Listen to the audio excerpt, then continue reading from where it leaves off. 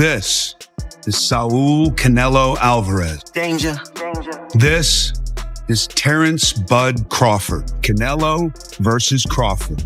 A true super showdown between Terence Crawford and Canelo Alvarez is bigger than just a fight. It's a moment boxing fans will never forget. From the heated face-offs to the bold predictions, Fight Week delivered non-stop drama.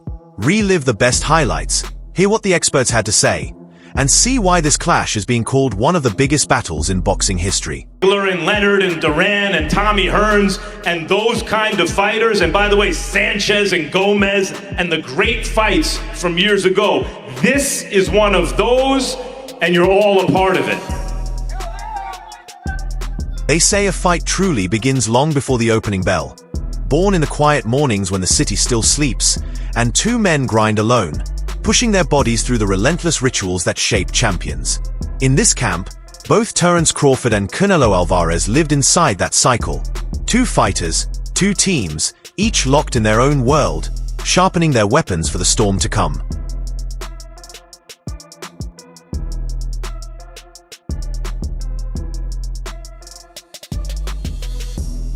Crawford's camp looked less like routine prep and more like a calculated transformation.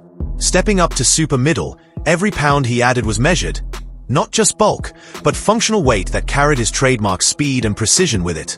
His team fine-tuned the strength work, adjusted nutrition, and shaped his body so the extra size translated into force, not fatigue. Sparring came against bigger, heavier men, while conditioning drills were built to keep him light on his feet, able to slip, counter, and vanish just as effortlessly as he always had.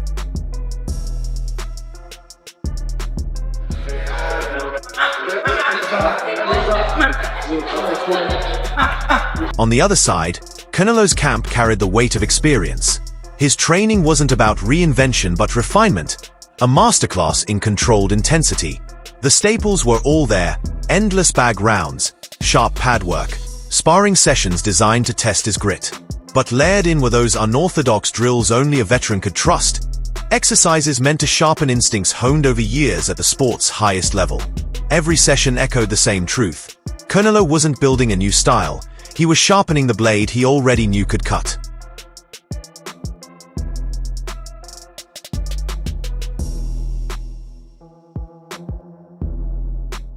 He mixed in soccer drills to sharpen footwork and awareness, balancing technical precision with reminders that his athleticism still belonged among the elite at 168 pounds. Both camps leaked their teasers, and the narrative practically wrote itself. The compact, surgical sharpshooter against the seasoned champion's frame. Yet behind the clips and curated storylines, their daily routines looked strikingly similar: sweat, repetition, and the pursuit of small edges. The clean tale of size versus skill blurred under closer inspection. Canelo carried weight, experience, and the aura of a man who had endured every kind of storm. Crawford brought an unbeaten record, masterful ring IQ, and the audacity to chase a legacy-defining gamble. When the lights came on, it wouldn't be the promos or the weigh-in snapshots that mattered. It would come down to preparation made real in split-second choices, the lungs that held, the chin that didn't crack, and the courage to both absorb and deliver. In the end, that's where fights are truly won. Give me the 200, man. Go.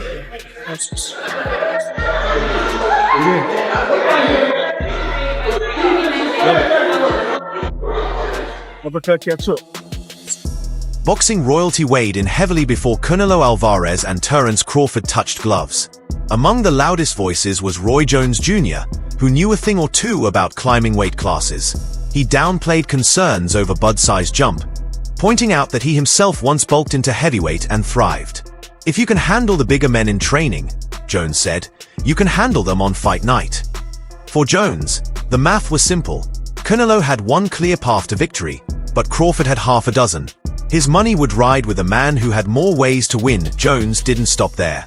On all the smoke, he wondered aloud whether Canelo still carried the same hunger that once made him the sport's most feared operator.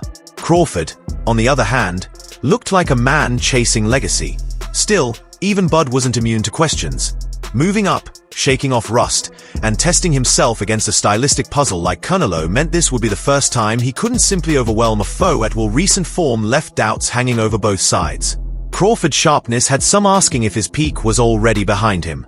Canelo, meanwhile, was coming off a sluggish win over William Skull, a fight remembered more for its lack of action than anything else. Critics wondered if his ability to cut the ring and his drive for dominance had dulled. But as history shows, great fighters often walk through storms of doubt before they etch their defining chapters. Former foe Jeff Horn also chimed in.